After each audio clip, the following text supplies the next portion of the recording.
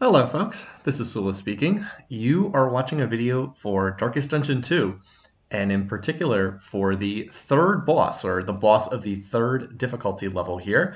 This is widely seen as being the most frustrating boss in the game. It is a really silly, gimmicky fight, and I'm going to talk a little bit about how this fight goes because I just recorded footage of myself facing against this enemy and talk about what ended up working for me with this setup. I actually have the default party here, this being Man-at-Arms, Highwayman, Grave Robber, and Plague Doctor. This is like the suggested initial starting group from the beginning of the game, and it actually turns out that it is a pretty good party for this boss, although of course you can use innumerable other ones. Now, one thing I've done before this fight even gets underway is note that I have put the Man-at-Arms in the back row. And that's because I want this person to start in the back and then move up to the front. This is a good example of why this is a really gimmicky fight because it requires you to move your party around and just do things that don't really relate to the way that the normal flow of combat would look like. Okay, so here we go. We're up against this boss, and it is a series of eyeballs is basically the way that this boss works. Now, the trick is there are two halves to this fight. There's a first half where you're up against four little eyeball stalks, and then the second half where you're up against the main eyeball. Now, you might think the goal of this battle is to kill the little eyeballs. That's where you would be wrong. The goal is not actually to kill the eyeballs. The goal is to get all of the eyeballs to focus their attacks on one target. They will always act in symmetrical fashion. So that was the second eyeball in rank order, and it put a little mark on the person in position 2. And here you see the ones in position 3 and 4 are going to both put their mark on the Man-at-Arms. And that's because I had the Man-at-Arm use the, I think, defend command, or it's the ability where the Man-at-Arm shields another character, basically. So Man-at-Arms ended up taking 2 of those blows. I also ended up in a situation here where you can maybe even hear my past self talking in the background there. I thought I turned off the microphone, but I guess it was still on. Plague Doctor actually has an item on her that self-stuns, but it has like 7% odds to happen, and it actually happened right there, which is just ridiculous. Okay, so what I was doing there was I wanted to kill the one in position I wanted to kill the one in position 2 and position 1 on the first round of the fight because that way they would put their marks normally on slot 1 and slot 2, but by killing them, they die and then they have to put a mark on again in the future. So right now I'm trying to shift the the Man-at-Arms into position 2. So now the eyeball that's in position 2 will put its mark on him. And so far, so good. This fight's going the way I want. I have 3 of the 4 marks on the Man-at-Arms. Note that they do keep adding more stress to the character, so that's less than great. But basically, you want to get all the eyeballs to mark one target. And so now the goal is we want to kill the eyeball in slot 2. Or actually, no, we don't need to kill that one anymore. I just used an item there that removes some of the stress. Now we basically just want to waste time, pretty much. Just going to sit back here and do nothing until we can get the Man-at-Arms into slot 1, and then we're pretty much set for the rest of the battle. The issue here, though, is my other characters still have to do something with their rounds. I'm trying to get them to do something with their rounds, and I basically have them just like trying to kill rounds. So I was like, all right, well, I can just move backwards here. Now the Man-at-Arms is in slot 1, and so now I just have to set up I'll just use some kind of defensive command here. We use stand fast, which puts a defensive buff on the Man-at-Arms. And yeah, now he has protection against blows. And now we're basically all set up. We don't even need to do anything else. What the problem is now, I have to do something with my other characters. So I was like, all right, well, I guess I'll chuck this plague grenade here because I have to do something with my other characters. And do you see the Plague Doctor actually gets 2 turns here, which normally would be good. Normally you would want 2 turns here, but unfortunately I'm having to kill these extra rounds here, and that's going to end up coming back to bite me here, because all I want right now is for the boss to go into its second phase. That's all I want. I have all 4 marks on the Man-at-Arms. I have the fight all set up. The problem is, though, those eyeballs in the back are starting to take blight damage, and if they die, that could be a bit of a problem for me. Yeah, see, that one actually ends up dying and going down into its lower tier form. So again, I just want this fight to go into its second half, but that's not happening. And now I have these other characters that have to do something. So I was like, all right, I'm going to try to kill Highwayman's turn by stealing some positive tokens away. And then over here, I can use Bolster, which is a stress relieving ability. So again, trying to keep the stress down on Man-at-Arms. It's going to cure 2 stress. But again, I'm like, geez, can we just like go to the second half of the fight? Everything is all set up. I've got everything I want. I just need these eyeballs to transform into the second half monster, but that's not happening. And oof, yeah, again, it's just this is taking way longer than I want because all right, now I have 3 of the 4 eyeballs are all grown up, so we should be just about ready to start the second half of the fight here. But there's that front eyeball, and then I make a mistake here. I should just kill the turn of the Plague Doctor. Instead, I toss another Plague Grenade, which does cure a point of stress off the Man-at-Arms because they had a relationship. And then here, I end up using Pick to the Face. I was hoping for the dodge because that thing had 75% odds to dodge. Instead, it doesn't. It actually takes another hit and shrinks back down to a smaller size. And so I was like, okay, I guess I'll shoot at you, but this is a huge mistake because now I've just lowered the eyeball tier of that one in the 3rd rank, and now the blight is going to further lower it more. So I'm just like, geez, can this thing just like transform already? But no, I'm actually using too many of these attacks. I end up doing too much damage to these things. And so now I'm continuing to shrink them down into smaller sizes, which is then delaying the second half of the fight that much longer. And then I use Plague Grenade again, because it stress heals the Man-at-Arms. But I didn't realize that this was going to actually start killing these things, which I do not actually want. So yeah, you actually get penalized for damaging the monsters here. And it was about this point in time that I started to realize that. I was like, oh, this is actually bad. I have to stop damaging the monsters here.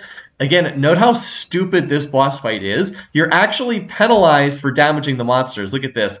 This one is going to get blighted and shrink down, and then the other one's going to get blighted and shrink down. And again, I have too much blight on these eyeballs because they're just going to instantly die as soon as the next blight ticks, and then I'm going to have to reset up the marks again. Oh boy. So again, this is the most ridiculous gimmick fight. You're like basically I'm playing the fight too well. I have everything set up perfectly. I need the boss to transform, but it's not transforming because I'm actually doing too much damage to the enemy, which is again completely ridiculous. You would think that killing the eyeballs is a good thing. No, it is not. You actually don't want to damage the eyeballs once you get to a certain point. So like this one dies, and then this one dies, and I was like, oh no, I just lost the marks off the Man-at-Arms. Now I have to try to get them back on the Man-at-Arms all over again. I was like, I cannot believe this. Couldn't kill the turns fast enough. I'm killing them too fast. I'm doing too well. Yeah, so again, past self is like, oh my god, I'm doing too well here. So the only alternative is what I should have done is I should have had my characters just lose their turn. They should have just taken no action, but there is actually a stress penalty for doing that. So again, this is just really, really stupid fight because it's so gimmicky. It has no relationship to the way that the rest of the game plays out. And it's like this trial and error sequence that has little to do with the whole rest of the game. So I was very frustrated. And this was like the 3rd or 4th time I'd played this battle anyway. The first time you fight this one, you just have like no shot. You're just going to die no matter what. So, all right, now we have to try to fix this. We want to kill the one in the back rank so that it will not put the eyeball in the wrong spot. We're going to leave the one in the 3rd rank alive so it'll put its mark on the Man-at-Arms. And then we just have to kill rounds. So I was like, I can't attack because attacking is bad. Remember, attacking is bad, so we just have to waste a turn here somehow. I'm like, I don't want to move, so I guess I just have to pass my turn and eat 2 stress. What a poorly designed fight this is. Seriously, what a poorly designed fight this is. So I'm just going to waste my turn by blinding guess. I guess what you need to do in the future is you need to have it set up so that your characters can just deliberately waste their rounds over and over again.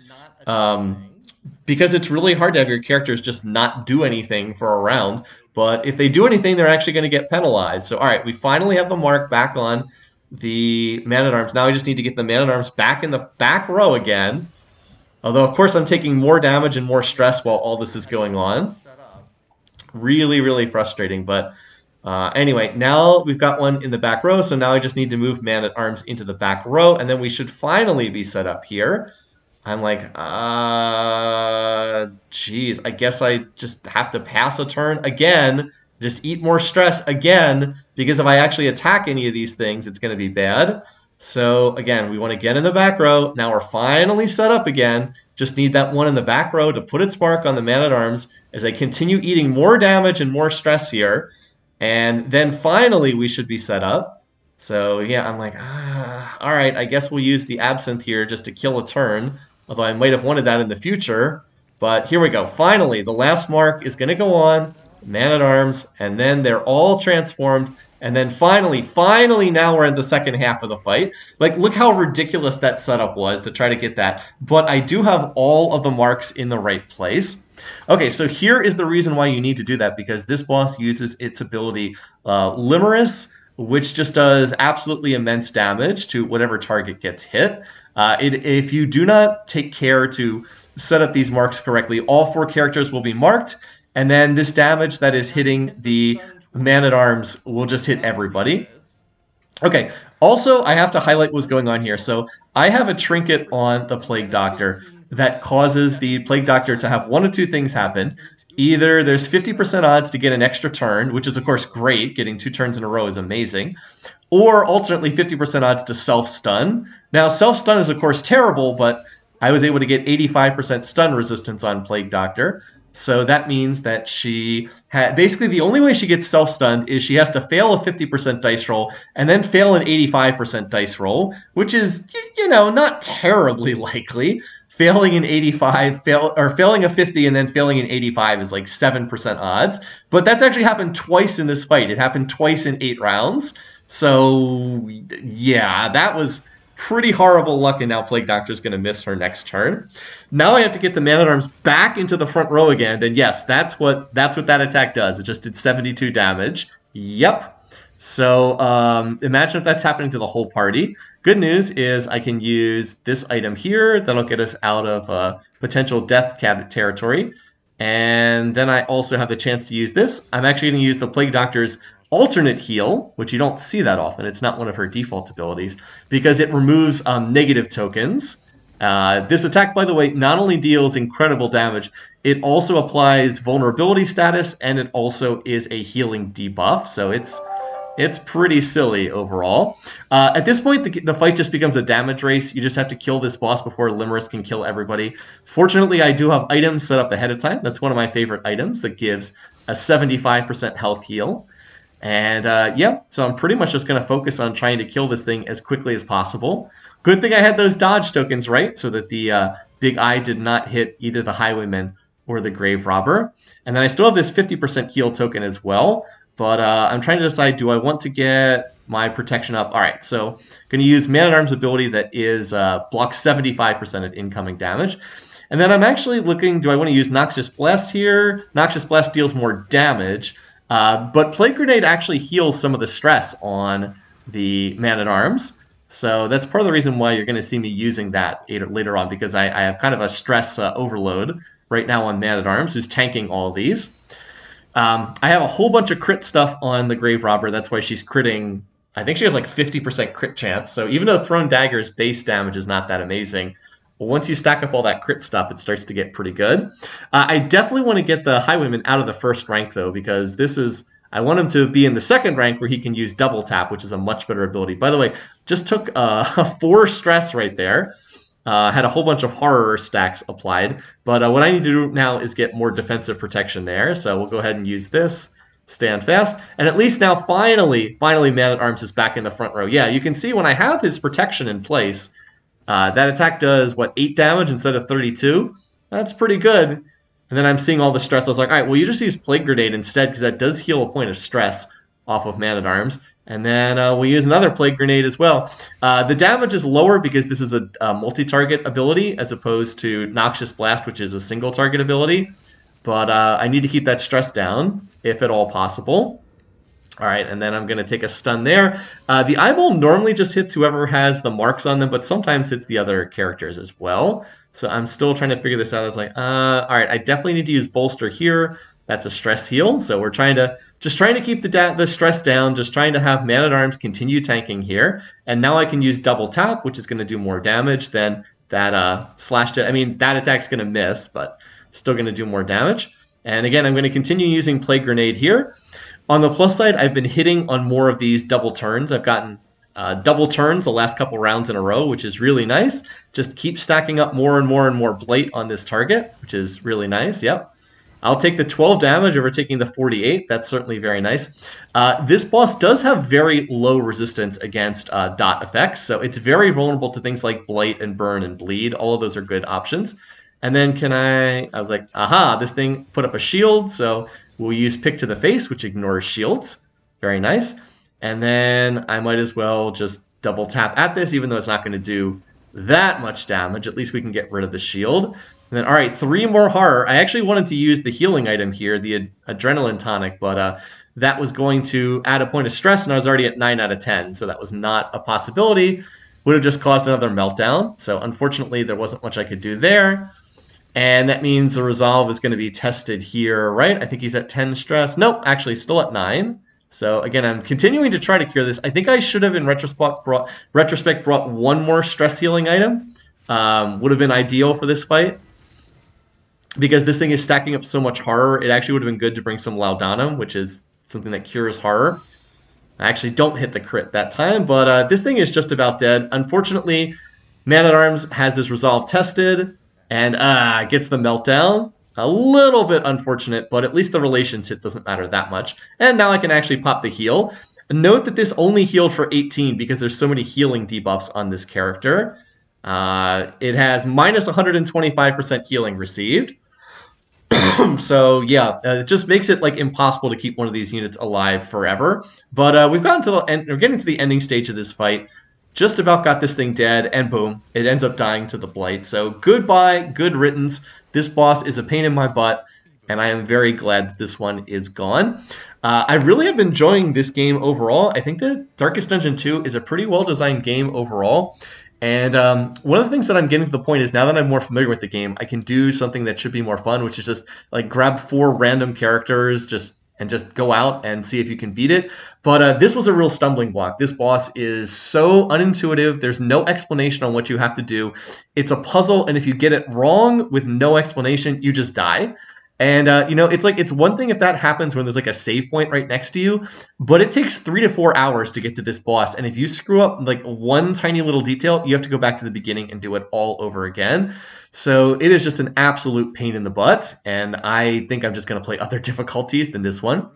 Anyway, thanks for watching. Thanks for listening. I hope you enjoyed this video. Until next time, take care, folks.